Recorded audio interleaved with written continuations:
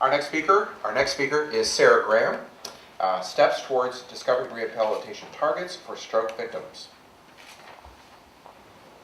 Good afternoon. Today I'd like to share with you the steps I'm taking toward improving walking rehabilitation for stroke survivors.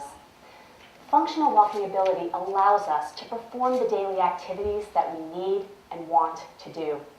But imagine for a moment if walking was very difficult for you.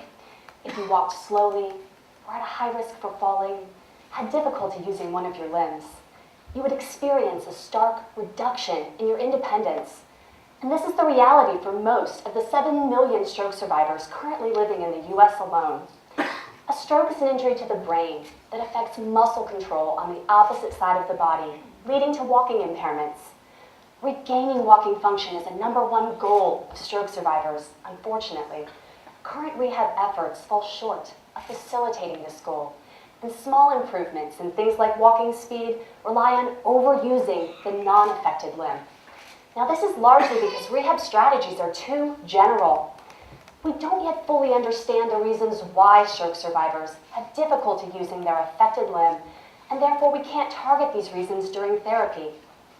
My research helps to identify the reasons underlying affected limb disuse and develop rehab targets using novel technology. One proposed reason why stroke survivors have difficulty controlling their stepping with their affected limb is that the brain pathways controlling their posture, this is their ability to stay upright and support their body weight, are interfering with the brain pathways controlling their stepping. But in order to understand if postural control is disrupting stepping control, we needed a way to separate posture from stepping during walking. And you might be wondering, well, how can you do that when these two things are so intertwined? Well, for my research, I fabricated a novel support apparatus that allows me to minimize postural demands while allowing normal stepping. I asked stroke survivors to walk in 2 conditions, one where they have to control their posture and one where they don't. I then compare all aspects of their stepping behavior between conditions, the movements, forces, and muscle activity. Using this novel design, my preliminary findings suggest that stroke survivors are indeed better able to control their affected limb stepping when postural demands are minimal. Now, this is an incredibly exciting finding. It suggests that these individuals can exhibit more appropriate affected limb behavior if given the right environment. And this has major implications for how we approach rehab. We now have a target.